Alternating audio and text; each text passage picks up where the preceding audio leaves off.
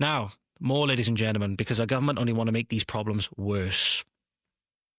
Talk about small boat crossings. Obviously, we know legal immigration is much more of a problem than illegal immigration. More than 1,000 boat crossings since yesterday morning across the channel. This is reported from GB News. This was published on the 7th, which was yesterday. Remember all the lefties saying that, oh my God, look, we've had no boat crossings in like the last couple of days, like the last 7 days or whatever, just coincidentally when it happened to be a storm, ladies and gentlemen, with severe weather warnings, or at least moderate weather warnings. You know, Keir Starmer and Labour's policy quite clearly working, delivering for the British people, no boat crossings. And then we have, as soon as the weather clears, as soon as it's at least somewhat passable, more than 1,000 small boat migrants crossed the channel since yesterday morning. Think about if this was the Battle of Hastings, right? If this was 1066, can you imagine if we had this? Imagine if we had this. Obviously, we got, you know, British Isles got conquered in the Norman Conquest, right? Obviously, that's a thing that happened, but at least they fought it. At least they fought it, right? But can you imagine nowadays they'd be invited in? William the Conqueror charges onto the beach where he landed with his sword in hand, getting his armies ready, and then all of a sudden Harold is ready to meet him there with like his crown and a massive banquet and being like, oh yeah, our people are starving, our people are losing everything, but yeah, we're a state, we're a country of sanctuary. Can you imagine? But that's what we do nowadays. That's what we do nowadays. In fact, we'd be talking to William, and we'd be like, "How many new people you're going to be bringing in every week? We got quotas to hit. We got quotas of foreigners we need to hit." Stay tuned. Alison Pearson has the lowdown on that. But since yesterday morning, so it would have been since the 6th to the 7th, more than 1,000 small boat migrants have crossed the English Channel since yesterday morning. After the arrival of more than 600 on Thursday alone, a further 400 have already crossed or are currently heading towards UK waters. The arrivals are the first migrants to cross for a fortnight after bad weather prevented people smuggling operations in the channel. And yes, the lefties tried to take credit for the weather, ladies and gentlemen. There is nothing that they have not done that they will not try to take credit for. Throughout Thursday, more than 600 migrants had arrived in UK waters and were taken to Border Force Processing Centre at Dover Harbour. More than 1,000, ladies and gentlemen. You've got to be wondering, why are we not doing anything about this? Well, that's because, ladies and gentlemen, so Alison Pearson recently revealed on GB News, it's because our government has quotas to hit. I'm going to play, it's quite a long clip. It's probably going to, it's going to be closer to 2 minutes, most likely. Border Force and our government, set by the Home Office, now have targets to hit for asylum claims. That's where we are in this country now. We have targets to hit for asylum claims. So what happens is, if the asylum claims are behind, if they're behind on their asylum claims and they get to the end of the week, you know the meme of the guy really fast lifting up the sheet, stamping and doing this, right? The meme of the really fast guy doing this? That's literally our Border Force if they happen to be behind on their asylum quotas later on in the week, and that could mean sex offenders get pushed through. That could mean, who knows, Al-Qaeda and all man of drug dealer, whatever else, weapons traffickers get pushed through. That's where we are in the UK now. We have invasion by quota. So this particular Afghan man, although there are thousands of them, that Nicky was told, his claim is that he is going to be politically difficult for him to go back to Afghanistan. So his human rights are he can't be returned. But he's been in the park exposing himself, is done for indecent exposure, may well be on the sex offenders register. She's had people up on rape cases who they're told you have to get them through, and they're then told, well, if you won't say yes, somebody else will. There's enormous pressure to clear the book, so it's just get them out, and apparently they all want to hit their weekly targets. So Friday is a bumper day for saying yes. So talk to me more about that. So at the Home Office, they have targets for the amount of asylum claims they need to process. Individuals. Yes. And then if they've not hit those targets, on Fridays, they'll just approve people. Yeah. But this is nuts. Well, there you go. It is nuts indeed. It is absolutely nuts indeed. And now you get to the end of the week, and because you need to hit your targets, you just push through all manner of person, whoever it is. And we know that these people are not exactly good people, ladies and gentlemen.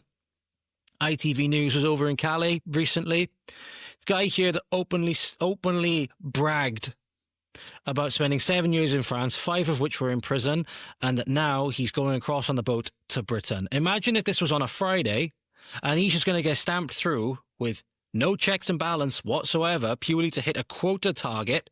Why are we quotarizing? And that's not even a word. There's fireworks going off again, ladies and gentlemen. It's the 8th of November, sorry. And my dog is going nuts in the background, as you might hear, because there are people still letting fireworks off on the 8th of November. You could have saved them for New Year's. But there is 7 years in France, 5 of them in prison, and now he's on his way to Britain. Imagine if this was to arrive on a Friday, ladies and gentlemen. He would be straight into a hotel, probably in your community, without even having a single solitary question asked of him. Are you scared? You have No, I don't scare. No? Inshallah, بإذن اللهم صل على النبي. How long have you been in France? I 7 years in France. 7 years. 5 years prison. I 7 years in France. 7 years. 5 years prison. He may have been in prison, but these Iraqi Kurds think freedom. 7 years in France, 5 years in prison, and a very angry black Labrador. Yeah, this year's Bonfire Night has definitely turned me into a Bonfire Night Ebenezer Scrooge. Absolutely. However, as you see, ladies and gentlemen, it's not necessarily all doom and gloom. I don't know if you can hear my very distressed doggo in the background. What has happened, ladies and gentlemen? A group from Raise the Colours Operation France, in this instance, raisethecolors.org UK, have actually gone over to France and doing what the French police should be doing. And in many instances, when it seems as though it's politically advantageous to do so, when they can do so for a video or when they can do so for a photo op, they'll do it. They won't do it otherwise. They're actually going over trying to physically stop the boats from preparing to cross the channel. Notice in this video, the French authorities are nowhere to be seen. The UK government is still doing nothing. This is ordinary citizens, it seems, going over to protect their nation's borders. What does that tell you? What does that tell you about the government, our government? What does that tell you about the French government? What does that tell you? This should give you a little bit of reassurance, though, about a lot of our good men. Despite all the demonization of the feminists and so on, there seem to be a lot of good men that are still prepared to fight for this great land. Ryan, Raise the Colours.org UK. You're not welcome in our country. You're unvetted men. Unvetted men. Here we go. Not one woman, not one child. Going to fucking England. It's a fucking joke.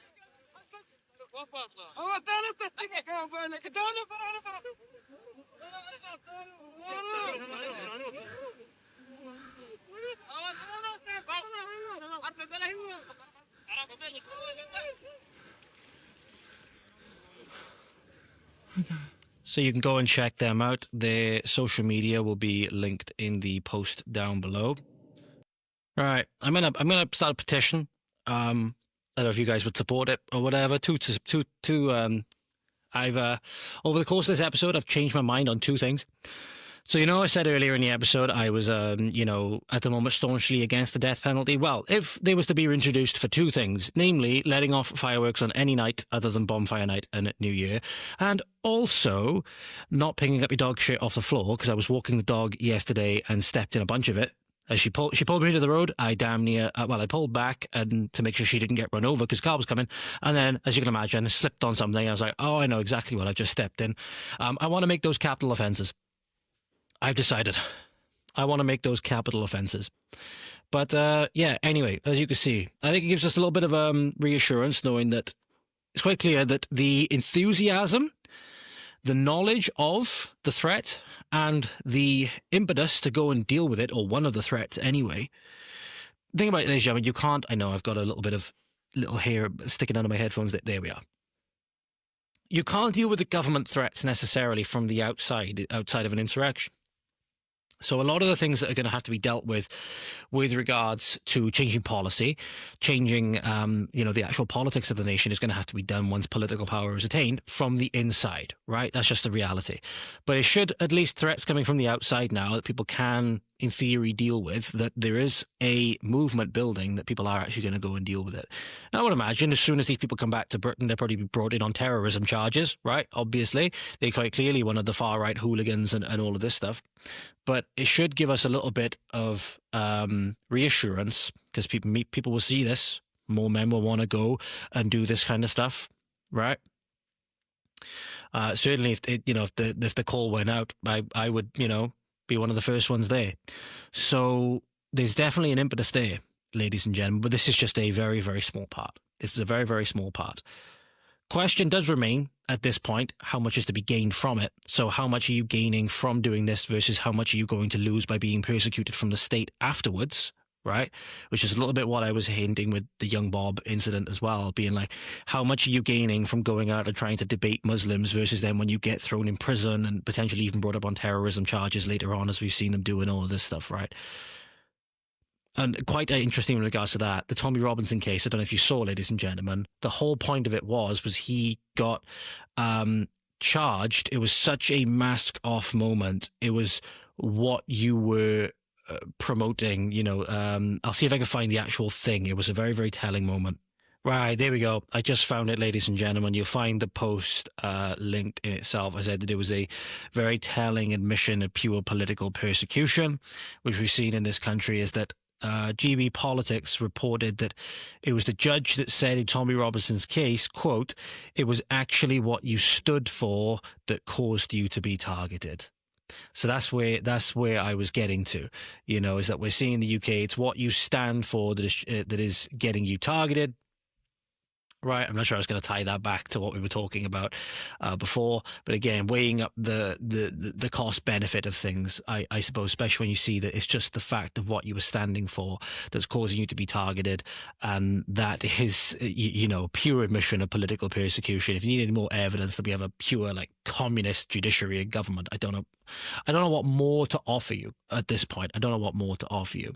If you enjoyed that clip, then make sure to go on over to the Voice of the Valleys X page at VOT_Valleys on X. We're also on Instagram at Voice of the Valleys.